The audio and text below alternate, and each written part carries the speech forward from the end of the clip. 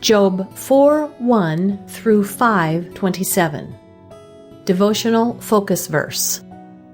Then Eliphaz the Temanite answered and said, If we assay to commune with thee, wilt thou be grieved? But who can withhold himself from speaking? Job 4:1 and 2. Have you ever been given poor advice? Most of us have received unsolicited words of wisdom from someone who really did not have the whole picture. One time when I was in my late teens, I was helping my mom with her candy display at a local grocery store. As we set up the tables and arranged the assortment of chocolates and other sweets, a previous employer of mine approached me. The conversation started with typical generalities, but quickly became more focused as he proceeded to voice how he thought I should plan my future. Granted, he was a successful businessman, but he was proposing that I pursue the job market with a "they need me" type of mentality. His was not the only advice I had received. In fact, several people offered opinions and suggestions as to where they thought I would best succeed in life. Most of them were honest suggestions from people who cared for me, and I listened to them with that thought in mind. However, it seemed this individual was more concerned with voicing his personal philosophy than actually providing me with legitimate direction for my life. Respectfully, I told him that he did not know me at all if he thought his ideas would work for me. It hurt to realize that someone I thought understood me at least a little did not understand me at all.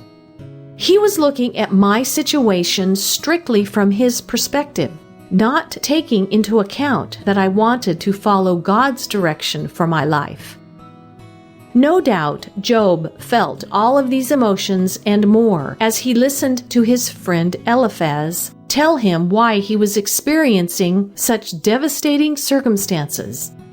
Eliphaz accused Job of sinning and voiced his philosophy that God punishes those who sin against him and blesses those who obey him. He thought that Job must have sinned and simply needed to confess the sin in his life and allow God to restore him. Job must have wondered how his friend could say such a thing. The words spoken to a friend who is suffering can be greatly encouraging. Conversely, we may speak words of criticism and deeply hurt someone who is experiencing a difficult situation. How vital it is that we are careful to weigh prayerfully any opinions we might offer. Background information. This block of text describes the discourse of Eliphaz, the first of Job's friends to respond following Job's complaint. He was the chief of the three friends, so he spoke first in each of the sets of speeches. Teman, where he was from, was known traditionally for its wise and learned men.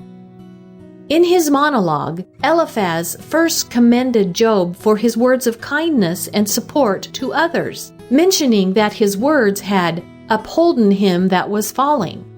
He could not overlook Job's reputation. His wisdom and encouragement were renowned throughout the area where he lived.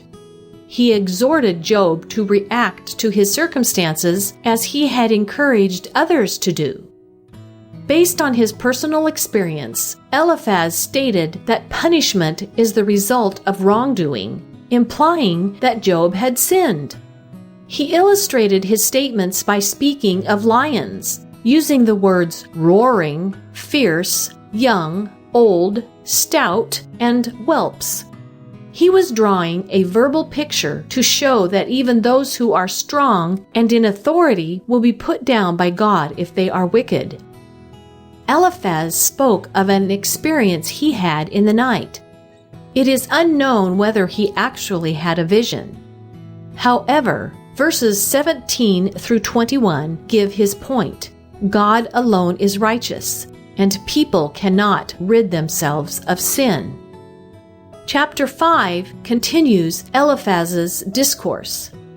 In verses 1 through 7, he indicated that the wicked may seem to prosper, but ultimately they will suffer. Again, he was trying to point out to Job that he must have sinned. In verses 8 through 16, he encouraged Job to seek God and extolled his virtues. Verses 17 through 27 speak of how God chastises, but will also bring deliverance.